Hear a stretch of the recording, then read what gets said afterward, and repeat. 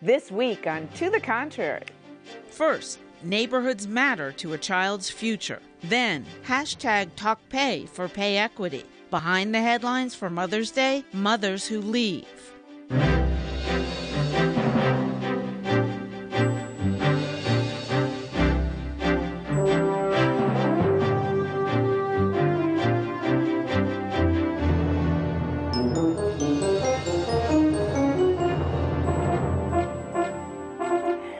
I'm Bonnie Urbay. Welcome to the Contrary, a discussion of news and social trends from diverse perspectives. Up first, why geography can ruin the American dream. Where a child lives affects whether he or she makes it out of poverty, according to new research. Researchers at Harvard University reanalyzed the anti-poverty experiment called Moving to Opportunity, widely regarded as a failure. The program was launched in the 90s, and it gave vouchers to help poor families move to better neighborhoods. But the families did not escape poverty as hoped at the time. This new analysis shows older kids' lives were disrupted by the move, and they did not benefit. But children younger than 13 at the time of the move were more likely to have significantly higher incomes later in life. So, Congresswoman Norton, why is it that a neighborhood should predetermine a child's future earnings? Bonnie, it's because the place where a child lives and learns from is very small. It's her neighborhood. Yeah, there's social, economic, and political factors, and I think if you change your neighborhood, sometimes that can get better. I don't think it's right. It might be a reality, but I think it's complete. I don't think your geography should set your destiny, especially so young. We'll take a crime-infested area versus a peaceful neighborhood, and guess what?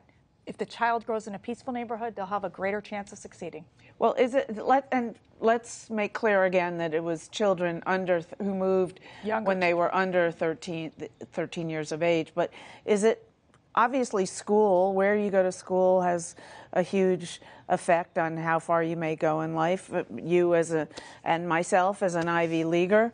I mean, later in college, obviously you make lifelong friendships and you make connections that you wouldn't be able to make at a less affluent, less established place. And think about it. The home is one place, but then there's the school, there's the neighborhood. What else is there for a child? So when you're trying to learn about the larger world, I mean, you would think the parents. I said the home. Yeah.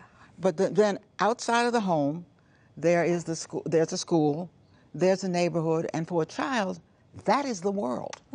And that is how the child learns what they believe the wider world is all about. Right. And so much of poverty is, really at that individual level, and it's about social norms, right? What's sort of accepted in the world that I live in is something that might be very different from a child who is, hasn't been blessed with a two-parent household where there's been steady work, where there's been drug abuse.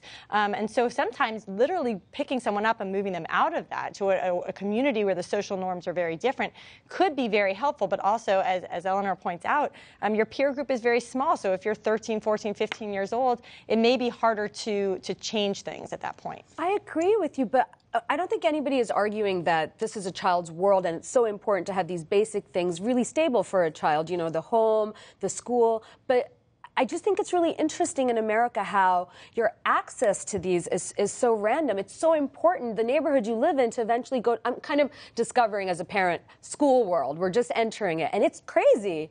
People will kill to get their kids into these schools. Completely random. We live in such an interesting area, and Baltimore, I think, is a primary example, just seeing what we have seen in the last couple of weeks. When you start looking down at these numbers where, it's a high level of poverty, high crime, lots of drug use, single parents.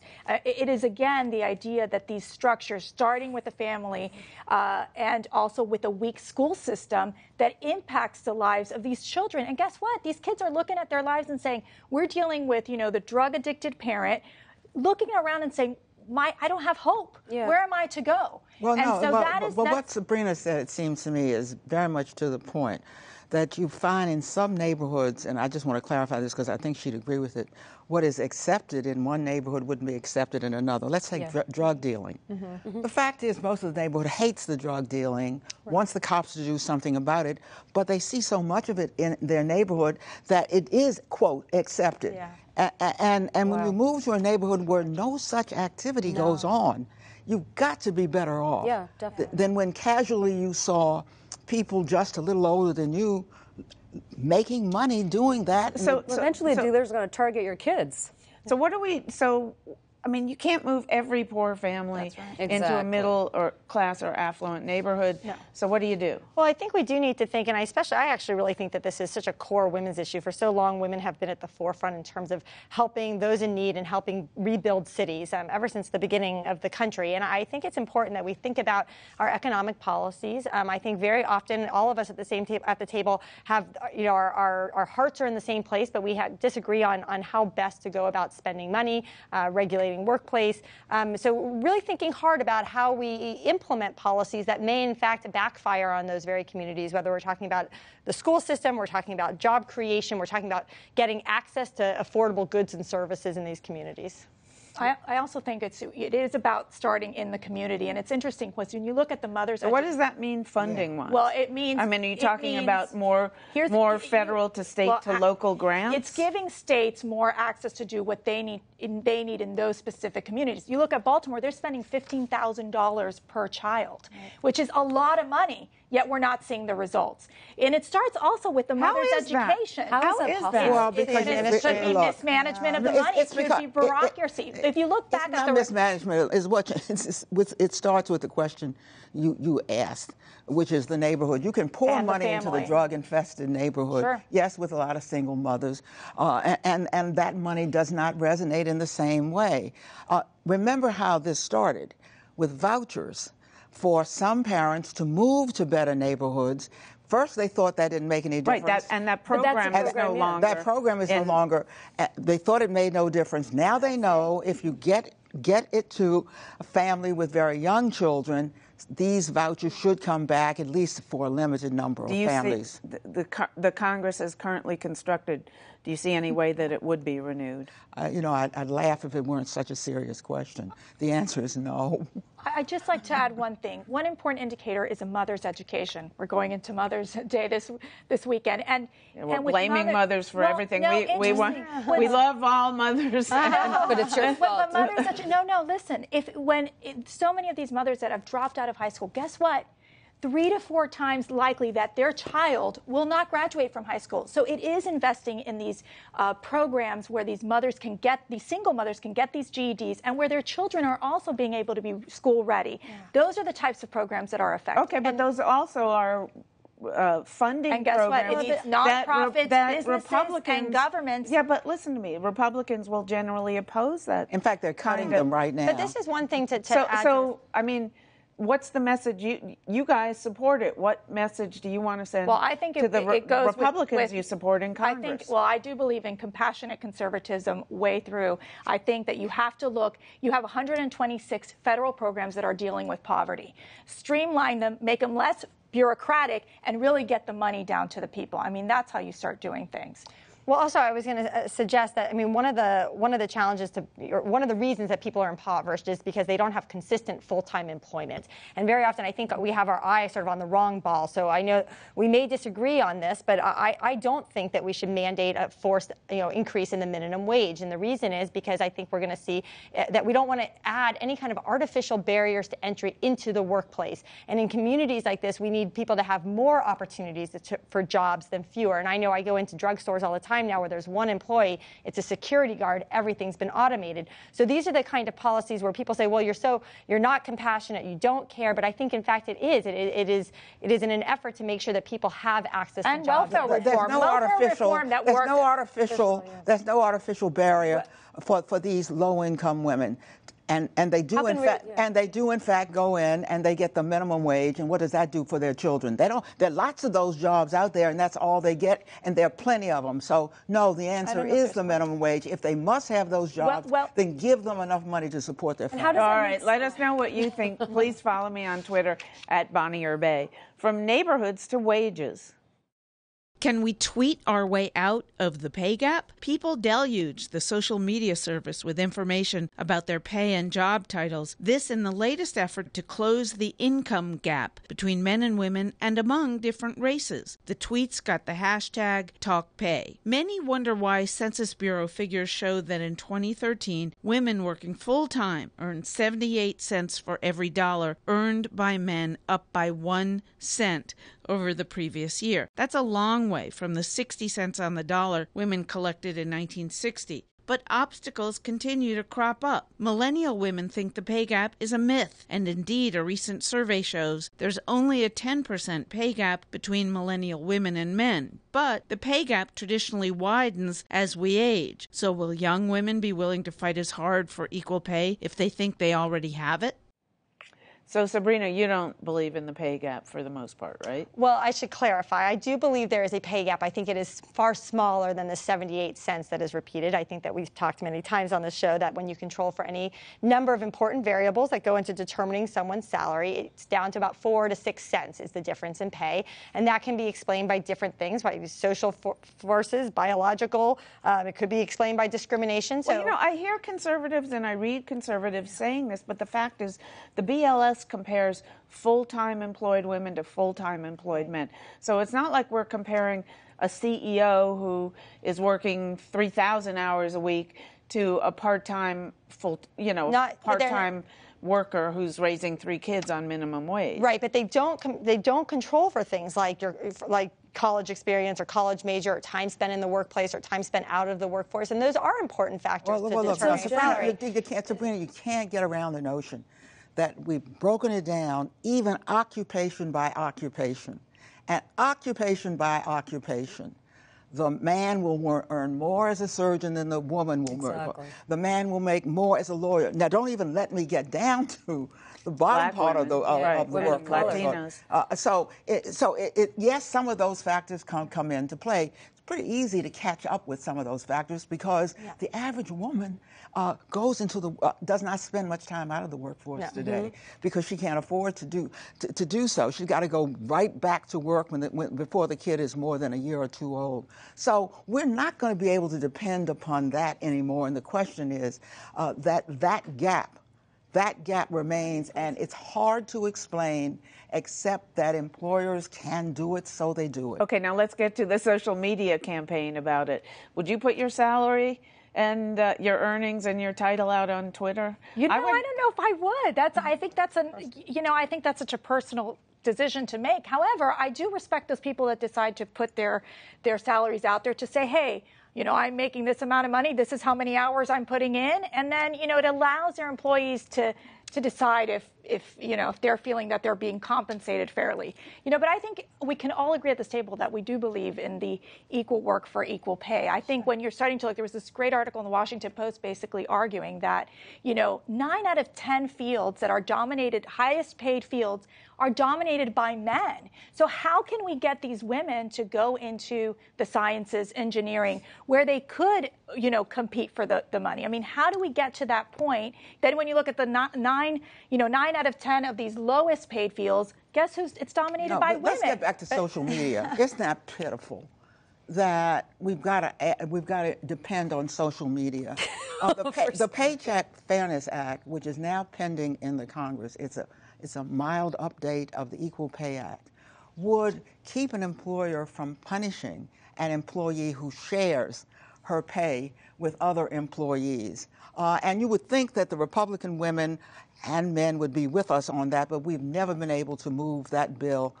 And in fact, if we really want to know everybody to at least know what others are making so there could be some comparison, women would get a hold of themselves and form unions. Okay, well, I'm going to jump in for a second. The reason I don't support the Paycheck Fairness Act is that I think it is going to make it easier for women to sue, but not actually to be paid higher wages. And the reason I actually kind of like this social media campaign is that I think it takes the conversation away from the issue of legislation, and it actually makes women feel empowered again. It says, hey, you have some control. Think about the choices you're making, thinking about things in your life that are important to you. Is salary the most important to you, or is flexibility more important? Have you actually negotiated your wage? Have you done everything you can to advocate for yourself? Is there more you can do? If not, then we do have laws in place, and if you think you have been genuinely discriminated against, and of course I wouldn't tell someone not to take appropriate action, but I do think that this puts the power back in women's hands rather than in government.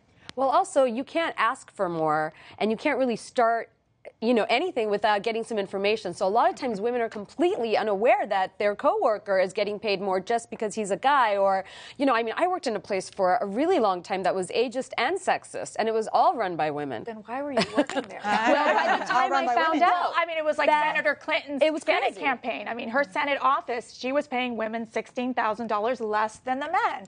So I had no idea I was being underpaid, and I had no idea that you could ask. Jobs, that's terribly political. I have no idea if those were comparable jobs at all. But it ought not be, and your point could not be more important.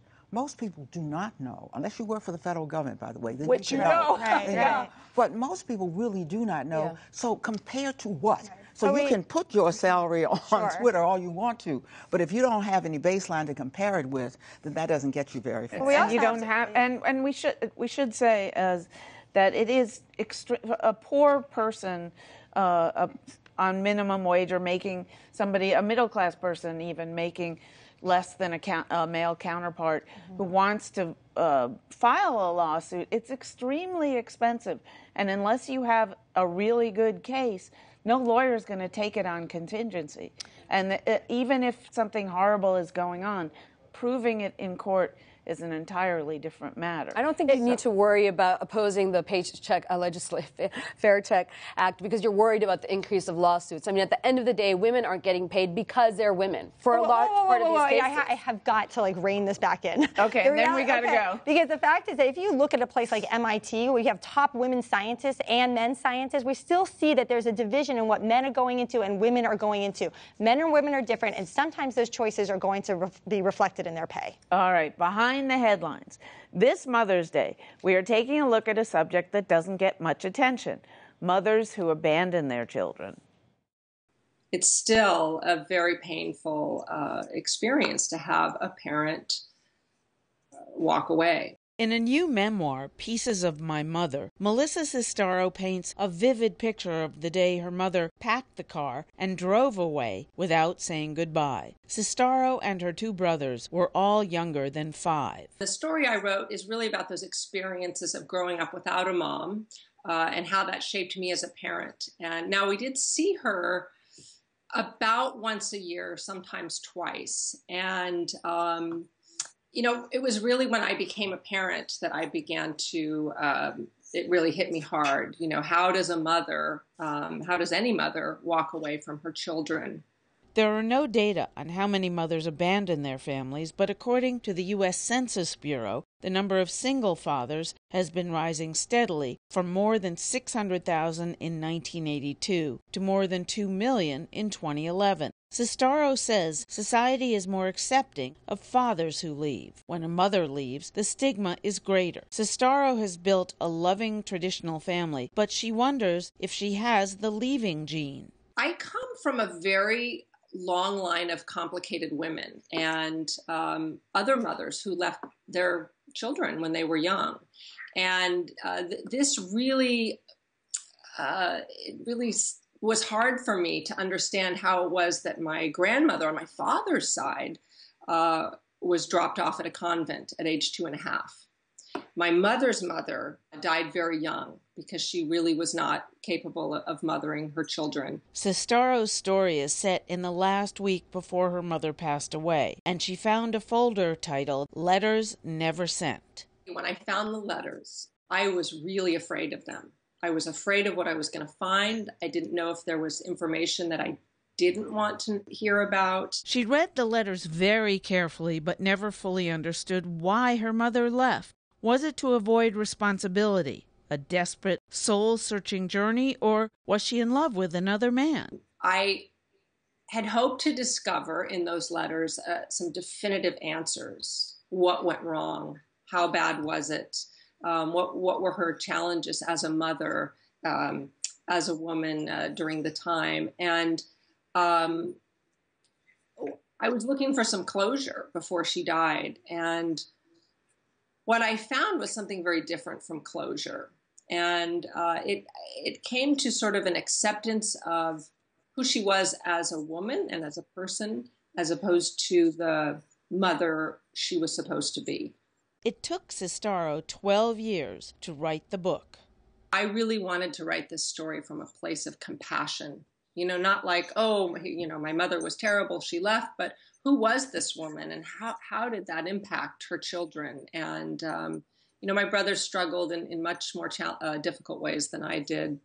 But I really wanted to understand her and her choices. I want to start by saying clearly mothers get dumped on in the media much more than fathers do.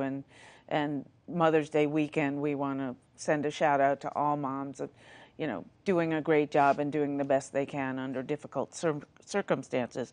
But does this woman's experience show that some women are just not meant to be mothers? I think it completely shows that. On the sideline, I would also like to say, wow, did you guys know that you could just leave? I didn't know that. I'm taking off the whole weekend. But on a serious note, yes, it's true. And, I think that the stigma and the judgment that the woman receives when she does walk away is really intense. But then I also agree that some women just really should not be mothers. Birth control. But they shouldn't walk away. Yeah. Having had my second grandchild on April 23rd, I've got to say... Best wishes. Thank you. I've got to say that I really think women walk away for the same reason men do. They weren't meant to be mothers. They're escaping responsibility. In other words, but why would it take you 3 kids to figure out you weren't meant to be a mother? I mean, why not leave after 1? 3 kids is a lot of kids. Ask this mother of 5. I think some people just snap. I think, we don't know necessarily her, her mother did write these letters. Yes, she never got these answers. And we don't know what the mother was thinking about, but you realize as a mother that it is incredibly overwhelming, especially when you have this newborn child and you're like, what am I supposed to do? There's no instruction manual coming with this. And then when you have the 3, then you got to juggle all the 3. And then when you have a 5, it's just all over. I mean, just, throw in the towel. But well, I think it's sort of a lesson to all of us for maybe we've raised the bar a little too high for people. And sometimes it's good to take a step back at the end of the day and not think of all the things you didn't accomplish, but to think, I got them fed, I got them dressed, I got them to school, they're alive, they're happy, they got a bedtime story. Sometimes, maybe we're all putting a little too much pressure on what's expected of parenting. Well, the fact that the notion of the single mother is legendary tells us that it may not be instinct. I don't think it is. I think it's a sense of responsibility that a woman feels the moment she sees this baby. And it is very strong. It sticks with her. And even though life gets very hard, apparently she's willing to do what the much greater number of men who walk away are not. And those why is it so much more difficult when a mom leaves? Obviously, there are lots more men who leave than mothers. But why is it more difficult, and why is there more stigma attached to it? I just feel that the mother's that primary caregiver. It's usually, and that is, we can call it traditional or not, but it's usually the case that the mother's the one that makes sure the kids are fed, as Sabrina was talking about, the kids are dressed, and there is a sense that I really feel that there's that bond, almost like that maternal instinct, that bond with that child. Not that the father doesn't have it.